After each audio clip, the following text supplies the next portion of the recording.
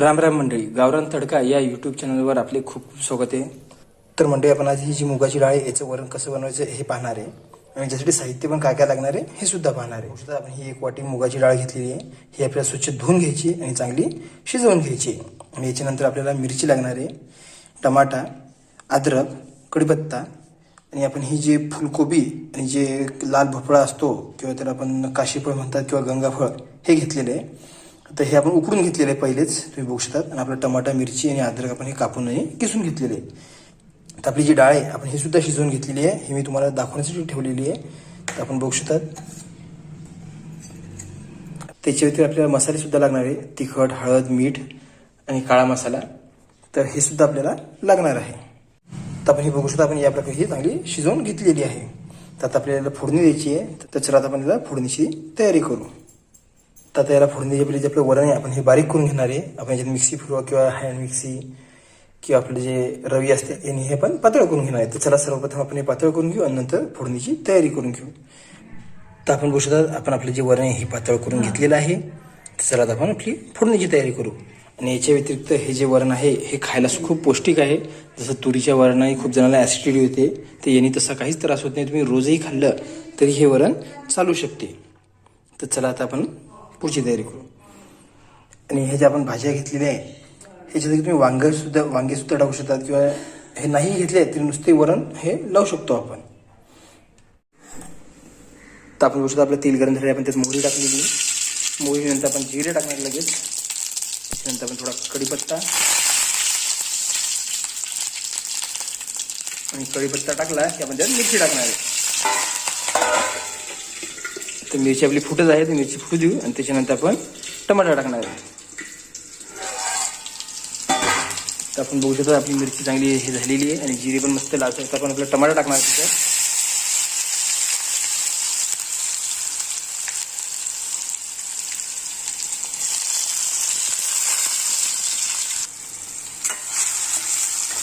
तर जो आता आपल्याला टमाटा हा आपल्याला चांगला गाळ शिजवून घ्यायचा आहे.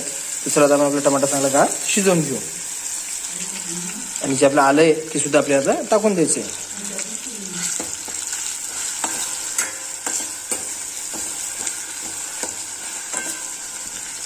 तर आपण बघू शकतो आपला टमाटा हा बऱ्यापैकी शिजलेला आहे. आणि आता आपण जी आपली शिजवलेली भाजी आहे ती सुद्धा त्याच्यात टाकून देणार आहे.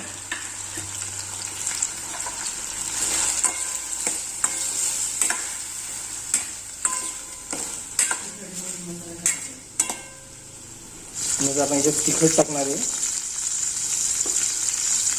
तिखट तुम्ही तुमच्या आवडीनुसार टाका, मला ती कमी जास्त करायचं आहे. 1 छोटा चमचा हळद. त्याच्यानंतर आपण काळा मसाला टाकणार आहे. हा तुम्ही तुमच्या आवडीनुसार टाका कोणता पण, आणि किती जसं तुम्हाला लागतो तसा.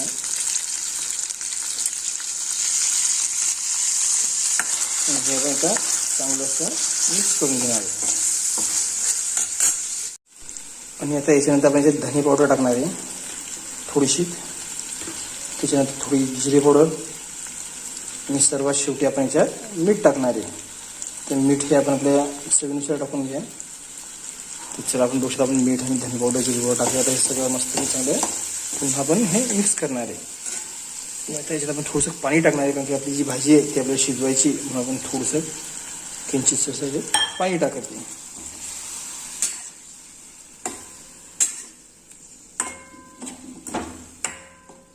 याच्यावर झाकण ठेवून त्याला चांगली एक वाफ देऊन घेणार आहे आपण. आणि हे सगळं पाणी आहे हे आटवून सुद्धा घेणार आहे. नंतर आपण बघू शकता आपण याला एक वाफ देऊन झालेली आहे.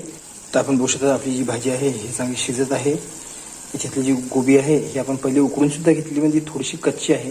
तर ती शिजवता आपण ही चांगली शिजवून घेणार आहे. आणि हे जे पाणी आहे हे पण सुद्धा आपल्याला आटवून घ्यायचं याच्यातलं. तर आपण बघू शकता आपलं बरंचसं पाणी जिथलं कमी झालेलं आहे, आता थोडंसंच राहिलेलं आहे ते आपण आटवून घेणार आहे. तसं हे वरण खूप चांगलं आहे, कारण की हे मुगाचं वरण आहे, हे थंड असते, हे खाल्लं पाहिजे माणसाने. हे आपण रोजसुद्धा केलं तरी चालेल, यांनी कोणताच त्रास होत नाही. जसं आपल्याला तुरीच्या डाळीने ॲसिडिटी होते तशी यांनी ॲसिडिटी होत नाही. तर चला आपण याला मस्त एक उकळी आणून देऊ आणि आपला गॅस आपण बंद करून घेऊ.